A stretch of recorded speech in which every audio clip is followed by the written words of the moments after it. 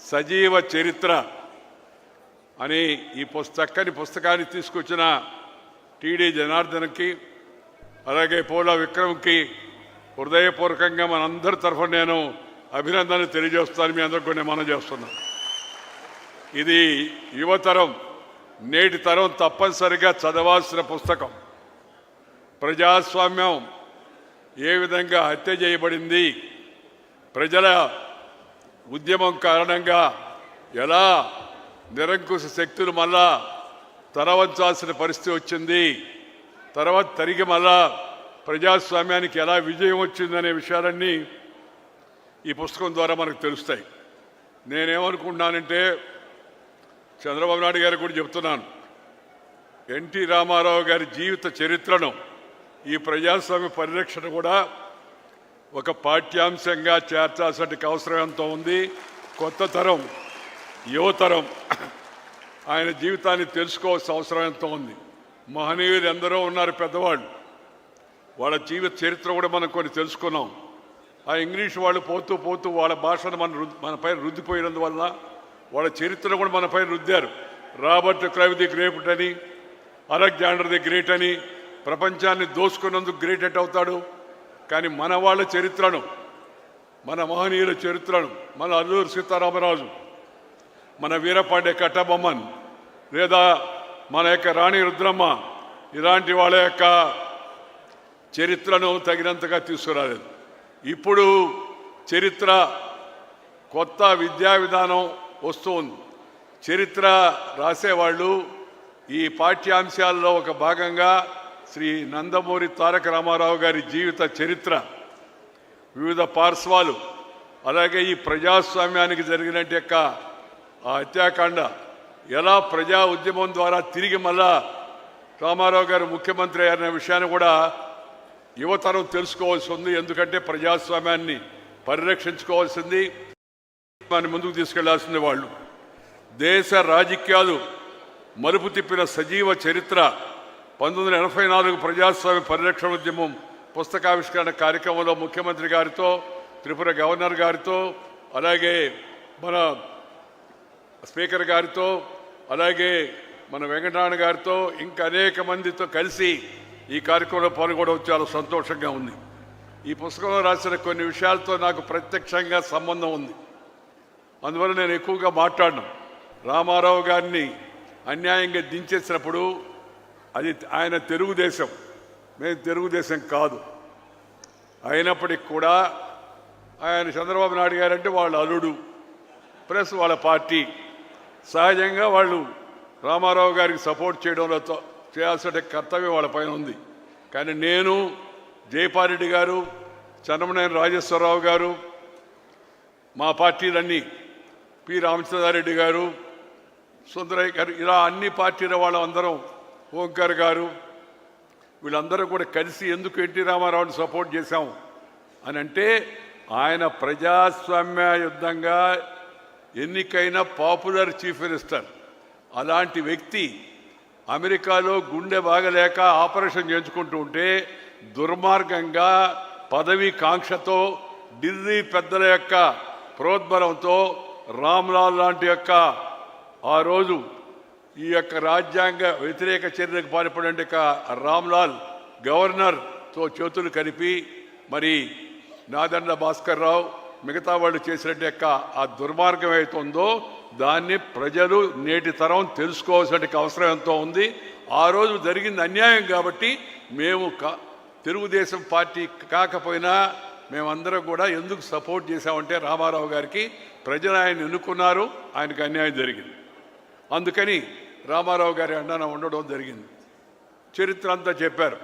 వారు ఇక్కడ జరిగింది, రామ్లాల్ వ్యవహరించిన తీరు, మాకు రాజ్భవన్లో అవకాశం ఇవ్వకపోవడం, ఆ తర్వాత అరెస్ట్ చేయడం, ఊరంతా తిప్పడం, అరెస్ట్ చేసి వ్యాన్ ఎక్కిచ్చారు. ఒక్క మాట చెప్తాను, వ్యాన్ ఎక్కిన తర్వాత అందరం దాంట్లో కూర్చున్న రామారావు గారు, ఉపేంద్ర గారు, చంద్రబాబు, నేను అందరం.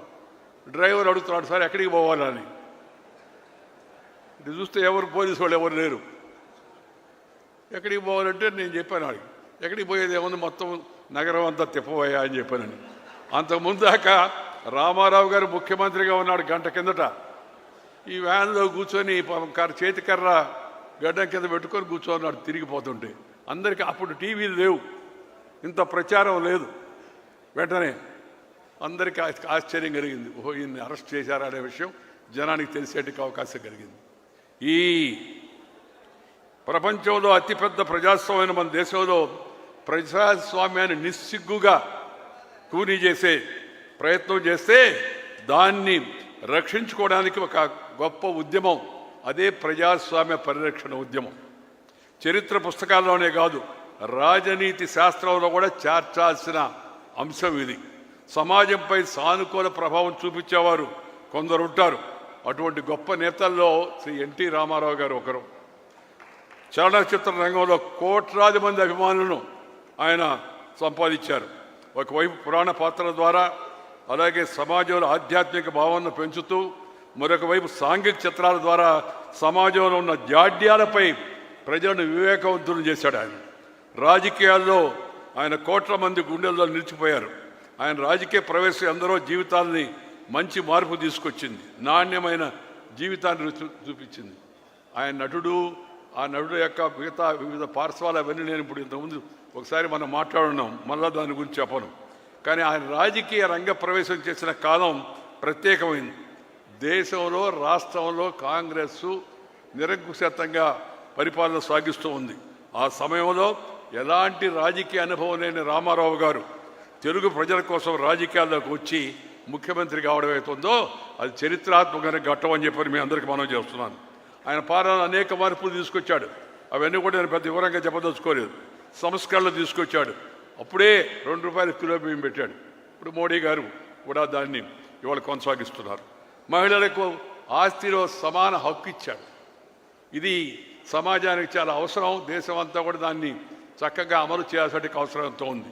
మండల వ్యవస్థ పరిపాలన వికేంద్రీకరణ చేసి, అంతా కేంద్రం కాకుండా వికేంద్రీకరణ చేసి, సబ్ రిజిస్టర్ ఆఫీస్ కానించి తాలూకా ఆఫీస్ కానించి మండల వ్యవస్థ ద్వారా తీసుకొచ్చి వికేంద్రీకరణ పలికాడు.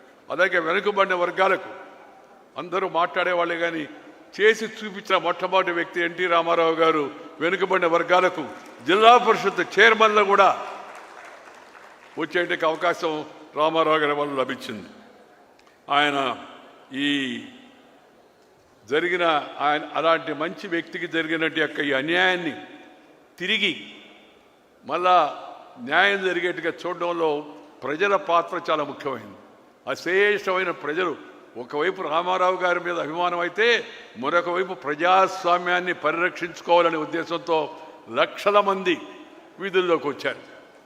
ఆయన ఇక్కడి నుంచి మొదలుపెట్టి విజయవాడ నుంచి మొదలుపెట్టి అనంతపురం దాకా పర్యటన చేస్తే మేమందరం ఆయనతో ఉన్నాం. అప్పుడు ఎక్కడికి వెళ్ళినా జనం అసలు ఆకాశం ఈనిందా అన్నట్టుగా అలా జనం అంతా వచ్చారు. ఆయన జరిగిన అన్యాయానికి వ్యతిరేకంగా అందరూ నినదించారు. అందరూ ఆయన వెనక నిలబడ్డారు. ఆ తర్వాత ఇందాక విషయాలు చెప్పారు కదా మీకు, ఢిల్లీ తీసుకెళ్ళడం, ఎమ్మెల్యేలని కర్ణాటకలో క్యాంప్ పెట్టడం, తిరిగి మళ్ళా వచ్చి మెజార్టీ చూపించడం. మెజార్టీ చూపించేటప్పుడు కూడా దుర్మార్గం చూపించారు. అసెంబ్లీ సరిగా జరగనివ్వలేదు, గొడవ చేశారు. నా ముందుకు వచ్చి ఒక ఆమె గాజులు పగలగొట్టుకుంది నన్ను రెచ్చగొట్టాలని. మేము ముందు రోజే మీటింగ్ పెట్టి అన్నగారు చెప్పారు అందరికీ, రేపు గొడవ జరుగుతుంది, ఎవరు మాట్లాడకూడదు, దయచేసి వెంకయ్యనాయుడు గారు జైపాల్ రెడ్డి గారు ఉంటారు, వాళ్ళు ఎవరు ఉంటే అవసరమైతే మాట్లాడతారని.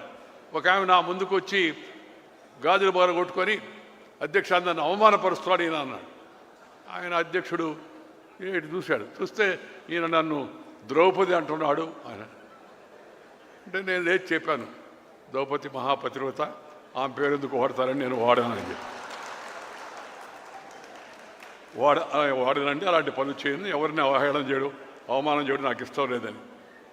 అసెంబ్లీలో మెజార్టీ ఉందని తెలిసి కూడా ఆఖరి వరకు అధికారాన్ని పట్టుకొని వేలాడేట్టుగా చేశారు. తర్వాత చెప్తున్నారు వాళ్ళు మేము మెజార్టీ ఉందని. మెజార్టీ రుజువైన తర్వాత కూడా వాళ్ళు అసెంబ్లీ సాక్షిగా అది ఎక్కడ రుజువు అవుతుందని అసెంబ్లీని సరిగా జరగనివ్వకుండా అనేక రకాలైన దుర్మార్గాలు ఆ రోజు చేయడం కూడా జరిగింది. ఈ శాసనసభ్యులు స్టూడియోలో ఉన్నప్పుడు తీసుకెళ్దామని ప్రయత్నం చేశారు. ఈ ఇందర్సేన్ రెడ్డి గారిని అప్పుడు ఆ స్టూడియో బయట కాపలాకి మనుషులందరూ తీసుకొచ్చి పెట్టి పని ఇందర్సేన్ రెడ్డి గారికి పెట్టాము. అప్పుడు లోపల ఉండి వ్యూహ రచన మిగతా విషయాన్ని నేను చూస్తుంటే వాళ్ళకి కావాల్సిన ఏర్పాట్లు మిగతా వసతి పద్ధతి అంతా కూడా చంద్రబాబు నాయుడు గారు చూశారు. అలా వాళ్ళని కాపాడుకొని ఇక్కడి నుంచి ఢిల్లీ తీసుకెళ్తుంటే దారి పొడవునా రైల్వే స్టేషన్ పైన దాడి చేయించారు. తిరిగి మళ్ళీ అక్కడ దాని ఆఖరికి ఢిల్లీకి పోతే మేము ఆలస్యంగా వచ్చామని చెప్పి జైల్ సింగ్ గారిని ఢిల్లీ నుంచి నార్త్ ఈస్ట్కి వెళ్ళి పొమ్మని చెప్పింది ఇందిరాగాంధీ. మీరు అపాయింట్మెంటు లేట్ అయిపోయింది అందుకని ఇవ్వద్దని. ఆయన జైల్ సింగ్ గారికి వాజ్పేయి గారు ఈయన రామారావు గారు అంటే అభిమానం, ఆయన స్వామీజీ అంటుండేవాడు రామారావు గారిని చూసి. అటు రెండోది వాజ్పేయి గారు అద్వానీ గారు మాట్లాడారు, మీరు మాట ఇచ్చారు లేట్ అయినా కూడా ఉండి వాళ్ళ సంఖ్య ఉందో లేదో చూడండి అని. మేమందరం ఎమ్మెల్యేలు అక్కడికి వెళితే ఇంకా విచిత్రం, ఎమ్మెల్యేలు అందరం వెళ్ళి ఆయన కలిసాము, ఆయన చూశాడు, టీ తాగండి అన్నాడు గౌరవంగా. పాపం రాష్ట్రపతి గారు టీ తాగుతుంటే నాకు ఒక ఏడీసీ వచ్చి చెప్పాడు, సార్ నాయుడు గారు పక్కకు రండి అన్నాడు. ఏమన్నాను, అప్పుడు ఇవన్నీ లేవు టీవీలు ఇవన్నీ, టెలిప్రింటర్ ఉంది అక్కడికి వచ్చి చూడండి అన్నాడు. చూస్తే ఢిల్లీలో ఎవరైతే ఉన్నారో ఎమ్మెల్యేలు, వాళ్ళలో కొంతమంది ఎమ్మెల్యేలు హైదరాబాదులో రాజ్భవన్ ముందు పెరేడ్ చేశారని. నేను ఇక్కడున్న మనుషుడు అక్కడిట పెరేడ్ చేస్తారని ఆశ్చర్యం కలిగింది. వెంటనే నేను రామోజీరావు గారికి ఫోన్ చేసి, సార్ ఆ ఎమ్మెల్యేలు ఎవరో వాళ్ళ పేరు కాస్త దయచేసి పంపించండి అని పేరు ఆయన కొద్దిసేపటికి పంపించాడు. పంపించిన తర్వాత రఘురాయ్ అని ఒక ఫోటోగ్రాఫర్ ఉన్నాడు ఇండియా టుడేలో, ఆ రఘురాయ్ గారిని అద్వానీ గారి ద్వారా పిలిపించి రామారావు గారిని బయట ఈ ఎమ్మెల్యేలందరినీ ఎవరైతే హైదరాబాద్లో ఉన్నారో ఆ ఎమ్మెల్యేలని ఢిల్లీలో రాష్ట్రపతి భవన్ బయట రామారావు గారి మధ్యలో కూర్చొని వాళ్ళు ఆ పక్క ఈ పక్క నిలబడి ఆ ఫోటో తీయించాం. ఫోటో అప్పుడు పంపించడానికి కూడా ఇది ఫ్యాక్స్ లేదు. అప్పుడు సాయంత్రం మన సాయికృష్ణ రామారావు గారి కుమారుడు ద్వారా మరి డాక్టర్ శ్రీనివాస్ గారు ఎవరిన పట్టుకొని టికెట్ సంపాదించి ఆయన ద్వారా పంపిస్తే మేము రామోజీరావు గారికి ఇండియన్ ఎక్స్ప్రెస్ ఎడిటర్కి ఫోన్ చేసి పేపర్ కాస్త ఆపండి, ఇప్పుడైతే బాగా ఫాస్ట్ అయిపోయింది, అప్పుడు పేపర్ 10 గంటలకు అయిపోయేది, పేపర్ ఆపండి ఈ ఫోటో వస్తుందని. వచ్చిందాక వాళ్ళు ఆపారు, ఫోటో వేశారు. అసలు ఢిల్లీలో నకిలీ హైదరాబాదులో అని మరుసటి రోజు పతాక శీర్షికలో వచ్చింది. దాంతో అతని కుట్ర ఇదైపోయింది. అంత దుర్మార్గం అనమాట. ఎక్కడ మనుషులు ఉండి చూపిస్తుంటే కూడా తను ఇక్కడ ఉంటే ఎవరు నిజం ఎవరు కాదని అడి తెలుస్తుంది, ఆ ఫోటో రాబట్టి సరిపోయింది. కానీ ఆ విధంగా అనేక రకాలుగా ప్రజాస్వామ్యాన్ని వంచే ప్రయత్నం చేశారు. దాన్ని ప్రజల యొక్క మద్దతు ఉండబట్టి ఆయన మీద అశేషమైనటువంటి అభిమానం ఒక పక్క, దాంతోపాటు ప్రజాస్వామ్య పరిరక్షణ కోసం ప్రజలందరూ గట్టిగా నిలబడబట్టి అన్ని రాజకీయ పక్షాలు ఏకత్రాటిపై రాబట్టి తిరిగి మళ్ళా ఎన్టీ రామారావు గారు గౌరవంగా ముఖ్యమంత్రి అయ్యేటికి అవకాశం లభించింది. ఆయన ముఖ్యమంత్రి అయిన తర్వాత నన్ను జయపారెడ్డి గారిని పిలిచి, బ్రదర్ మీరిద్దరు మాకు బాగా మద్దతుగా నిలబడ్డారు, మీరిద్దరు ప్రభుత్వంలో చేరండి మంత్రులుగా అన్నాడు. అంటే మేము చెప్పాము, మేమిద్దరం మాట్లాడుకున్నాం, మాకు విషయాలు కూడా తెలుసు కదా, మేము చేరవండి అన్నాం. ఏమండి అన్నాడు, మేము వేరే పార్టీలో ఉన్నాం, మేము ఎందుకు చేస్తామంటే ఆయన తెలివిగా మీరు పార్టీ మారబడలేదు, మిత్రపక్షాలుగా అందరం కలిసి మిశ్రమ ప్రభుత్వం ఏర్పాటు చేద్దాం అన్నాడు. నేను రామారావు గారి తెలివికి ఆశ్చర్యపోయాను, ఈయనకి ఎవరు చెప్పారా ఈ విషయం అని చెప్పారండి. సరే అయినా కూడా చెప్పాము, మేము ప్రజాస్వామ్య పరిరక్షణ కోసం సిద్ధాంతం కోసం వచ్చామే కానీ పదవి కోసం రాలేదు, పదవి తీసుకోమని గౌరవంగా సున్నితంగా ఆయనకు చెప్పడం జరిగింది. ఈ సందర్భంగా రామారావు గారు రాక ఆయన ముఖ్యమంత్రి, తెలుగుదేశం పార్టీ ఏర్పాటు, ముఖ్యమంత్రి కావడం, అలాగే ప్రజాస్వామ్యానికి జరిగిన యొక్క ఈ అన్యాయం దాన్ని ఎదుర్కోవడంలో ప్రజలు చూపించినట్టు చొరవతో పాటు ముఖ్యంగా ఇంకొక వ్యక్తిని కూడా మనం గుర్తు చేసుకోవాల్సి ఉంది.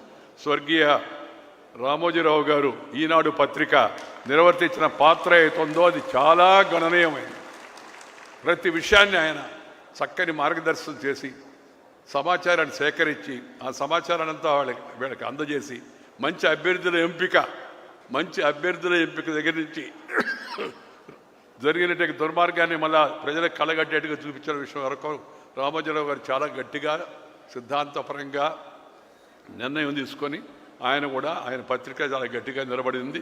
అందువల్ల ఈ సందర్భంగా ఆయన కూడా మన మధ్య లేడు కాబట్టి ఆయన కూడా స్మరించుకోవాల్సిన ప్రజాస్వామ్య పరిరక్షణకు ఆయన చేసిన కృషిని కూడా మనందరం గుర్తు చేసుకోవాల్సిన అవసరం ఎంతో ఉందని ఈ సందర్భంగా మీ అందరికీ మనవి చేస్తున్నాను. నేను ఆఖరిగా ఇప్పుడు ముఖ్యమంత్రి గారు కూడా ఉన్నారు కాబట్టి ఆయన చాలా తెలివిగా నాకన్నా ముందే మాట్లాడాడు. ముఖ్యమంత్రి మాట కూడా చెప్పాడు, తెలుగు కేంద్రం ఇక్కడ పెడితే రామారావు గారి విగ్రహం పెద్ద తప్పనిసరిగా నేను మన ఫోన్లో కూడా చెప్పాను, తెలుగు భాషకు ప్రాధాన్యత ఉండాలా. ప్రాచీన తెలుగు అధ్యయన కేంద్రం మైసూరులో ఉంటే నేను ఆ రోజు దాన్ని అక్కడి నుంచి తీసుకొచ్చి మైసూరులో ఉండవేంది తెలుగు అధ్యయన కేంద్రం అని ఆంధ్రప్రదేశ్లో ఉండాలని తాత్కాలికంగా ఎవరు ముందుకు రాలేదు కాబట్టి నెల్లూరులో మా అమ్మాయి స్వర్ణ భారత ట్రస్ట్లో భవనం ఇచ్చి దాన్ని తాత్కాలికంగా అక్కడ ఏర్పాటు చేశాం. దాన్ని అమరావతికి తీసుకొస్తానన్నా, దాంతోపాటు ఎన్టీ రామారావు గారి పెద్ద విగ్రహం పెట్టి గుర్తుగా ఏర్పాటు చేద్దామన్నా నాకు ఎలాంటి అభ్యంతరం లేదు. నేను కోరేది ఒకటే, రామారావు గారు మీద మాకు అభిమానానికి ఒకటి కాంగ్రెస్ వ్యతిరేకత, రెండు ఆయన భారతీయ సంస్కృతి పట్ల తెలుగు భాష పట్ల ఆయన చూపిన అభిమానం, ఆయన తెలుగు మాట్లాడే తీరు, దానికి ఇచ్చిన గౌరవం అవుతుందో దాన్ని దృష్టిలో పెట్టుకొని ఆంధ్రప్రదేశ్ ప్రభుత్వం కూడా పరిపాలన తెలుగులోనే ఉండాలి. ఎందుకంటే తెలుగు వాళ్ళకి కాబట్టి ఉత్తర్వులన్నీ తెలుగులోనే రావాలా. ఇంగ్లీష్ కావాలంటే ఒక కాపీ వేయండి వాళ్ళకి. వాళ్ళు ఏమంటారు, ఇంగ్లీష్లో ఉంటాయి, మీకు తెలుగులో కావాలంటే ఒక కాపీ వేస్తామని. మీ దయా దాక్షాలు మాకేం దయా, మేము తెలుగు వాళ్ళం, తెలుగు రాష్ట్రం, తెలుగులోనే పరిపాలన జరగాల్సిన అవసరం ఎంత ఉంది. తెలుగు రాని వాళ్ళు ఎవరైనా ఉంటే వాళ్ళకు ఒక కాపీ కావాలంటే ఇంగ్లీష్లో వేయొచ్చు. అంత ఇంగ్లీష్ నాకు తెలిసి ఆంగ్లేయులు ఎవరు ఆంధ్రప్రదేశ్లో లేరు, తెలుగు వాళ్ళే ఉన్నారు అందరూ. అందుకని తెలుగు భాషలో పరిపాలన జరగాల ఒకటి. రెండోది ప్రాథమిక విద్య పై స్థాయి విద్య కాదు, అది తెలుగులోనే జరగాల. తద్వారా తెలుగు భాషకి మనం గౌరవాన్ని ఇచ్చినట్టు అవుతుంది. తెలుగు భాష 10 కాలాల పాటు బాగా సజీవంగా బతుకుతుంది. ఈ పనిని కూడా రాష్ట్ర ప్రభుత్వం చేపట్టాలని, తెలుగు భాషకు ప్రోత్సాహాన్ని ఇవ్వాలని నేను ముఖ్యమంత్రి గారిని కోరుతున్నాను. మన భాషే మన గౌరవం, మన భాషను కాపాడితే మన ఆత్మను కాపాడుతుంటేనని రామారావు గారు కూడా చెప్పారు. అందువల్ల ఆయన మీద గౌరవంతో మనకి ఈ తెలుగు భాషను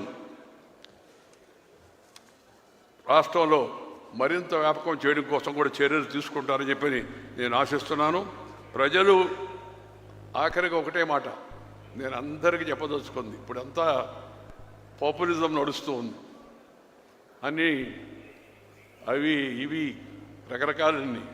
ఆయన చాలా చేసి ఆర్థికంగా రాష్ట్రాన్ని ఏం లేకుండా చేస్తే మన ముఖ్యమంత్రి గారు కూడా నేను ఇంకా ఎక్కువ ఇస్తానన్నాడు. ఎక్కువ ఇవ్వడానికి ఇబ్బంది లేదు, ముందు ఎక్కువ ఆదాయం రావాలా, ఆ తర్వాత ఎవరికైనా ఎక్కువ ఇవ్వాలా, లేకపోతే చాలా చాలా చాలా ఇబ్బంది అవుతుంది ఆర్థికంగా. ఈ విషయాన్ని మనం గుర్తుపెట్టుకోవాల్సిన అవసరం ఎంతో ఉంది. మనం ప్రజలు ఎవరు దయా దాక్షిణ్యాల మీద ఆధారపడకుండా పేదరికాన్ని తొలగించాలనేది అటు వాజ్పేయి గారి దగ్గర నుంచి ఇప్పుడు మోడీ గారి పట్టుదల అదే, అలాగే ఇక్కడ ఎన్టీ రామారావు గారి దగ్గర నుంచి చంద్రబాబు నాయుడు గారి పట్టుదల అదే. పేదరికాన్ని పూర్తిగా తొలగించాలంటే తాత్కాలికమైన ఉచితాలతో అది సాధ్యం కాదు. ఆకలిగా ఉన్న పేదవాడికి అన్నం పెట్టాలా, తప్పనిసరిగా ఆకలిగా ఉన్న పేదవాడికి అన్నం పెట్టాలా, అది ప్రభుత్వం చేయాలి. దాంట్లో మనం ఎలాంటి తప్పుపడడానికి వీల్లేదు ప్రభుత్వాన్ని. కానీ దానితో పాటు వాళ్ళ పిల్లలు భవిష్యత్తులో సొంత కాళ్ళపై నిలబడేందుకు వాళ్ళకి తగిన శిక్షణ ఇచ్చి, ఇప్పుడు ఏదో మన స్కిల్ డెవలప్మెంట్ అన్నామే, తద్వారా ఆత్మవిశ్వాసాన్ని పెంచి వాళ్ళ కాళ్ళపై వాళ్ళు నిలబడేట్టుగా చేయడం అవుతుందో అన్నిటికన్నా ఉత్తమమైన కార్యక్రమం పేదరిక నిర్మూలనకు అది మంచి బలమిస్తుంది. ఉపాధికి తగిన శిక్షణ ఇవ్వకుండా ఉచితాలు ఇచ్చినంత మాత్రాన పేదల బలోపేతం గారు. దయచేసి అది గుర్తుపెట్టుకోవాలి అందరూ కూడా. ఈ ప్రభుత్వానికి అన్ని ప్రభుత్వాలు పోటీ పడుతూ ఉన్నాయి ఆ విషయంలో. సర్వశక్తి సంపన్నమైన భారత నిర్మాణంలో యువత పాత్ర కీలకం. యువత జనాభా ఎక్కువగా ఉండడం కూడా భారత్ కలిసి వచ్చే విషయం. ఆ మధ్య ముఖ్యమంత్రి గారు ఒక మాట చెప్పారు, మనం జనాభా తగ్గుతోంది, ఆ వృద్ధి రేటు కూడా అని. నేను మొదట్లో ఆలోచిస్తే ఏంట్రా పేదరికం పోవాలి కానీ జనాభా పెరగాలంటాడని నేను అనుకున్నా. కానీ జపాన్ ఆ దేశాల యొక్క చరిత్ర చూసి అధ్యయనం చేసిన తర్వాత ముఖ్యమంత్రి గారు చెప్తున్న విషయంలో కాస్త ఇది ఉంది, దాన్ని కూడా మనం దృష్టిలో పెట్టుకోవాల్సిన అవసరం ఎంతో ఉంది. అయితే ఒకవైపు పేదరిక నిర్మూలన, దానికి కావాల్సిన శిక్షణ ఇవ్వడం, వాళ్ళకి కావాల్సిన రుణం ఇవ్వడం, వాళ్ళకి కావాల్సిన ఇవాళ చెప్పారు చాలా తక్కువ వడ్డీకే రుణాలు ఇస్తామని చెప్పని, చాలా సంతోషం. ఆ విధంగా చేయూతనివ్వాలా. చేప పట్టేది నేర్పించాలే కానీ చేప ఉచితంగా ఇచ్చేది అలవాటు చేయకూడదు అనేది నా నమ్మకం. ఈ వడ్డీ రేటు తగ్గించడం ఏమవుతుందో దానివలన మేలు జరుగుతుంది పేదలకి. దానివల్ల మరింత మంది ఆ విద్యారంగంలోకి వచ్చే అవకాశం ఉంది.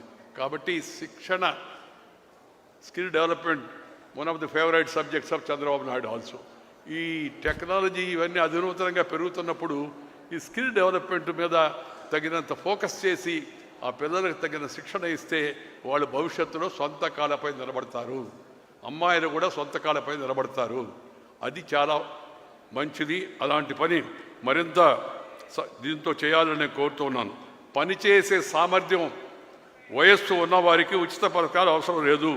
నిస్సహాయులు, వృద్ధులు, ఆసరా లేని వాళ్ళు ఉంటే అలాంటి వర్గాలకు తప్పనిసరిగా ఈ ఉచితాలు మనం అందజేయాల్సిన అవసరం ఎంతో ఉంది. యువతరాన్ని, దేశాన్ని బలోపేతం చేయడమే నేటి నాయకుల యొక్క ఆశయం కావాలని శ్రీ రామారావు గారు కళ్ళగన్న ఆ పేదరిక నిర్మూలన జరగాలంటే దానికి చేయూత, నైపుణ్య శిక్షణ అని నేను భావిస్తున్నాను. దానికి మరింత ప్రాధాన్యత ఇవ్వాలని చెప్పని నేను ముఖ్యమంత్రి గారిని కోరుతూ మరొకసారి చంద్రబాబు నాయుడు పరిపాలనా దక్షుడు, దాంట్లో అనుమానం లేదు. అనుకుని నిర్ణయం తీసుకుంటే దాన్ని చేయగలడు. ఆ నిర్ణయాలు తొందరగా అమలు చేయాలనేది నేను కోరుకునేది. ఒకవైపు పోలవరాన్ని పూర్తి చేయడం, అమరావతి నగరాన్ని మంచి అభివృద్ధి పదంలో తీసుకొచ్చి దాన్ని చక్కగా మా ముందే మేమందరం తిరుగుతున్నప్పుడే ఇవన్నీ వాస్తవంగా రూపుదాల్చాలనేది మా కోరిక, ఇంకేమీ లేదు. నాకు ఇప్పుడు వయసు 76 ఏళ్ళు. పెద్దగా మా ఇద్దరికి తేడా లేకపోయినా 76 ఏళ్ళు. ఈ మిగిలిన సమయంలో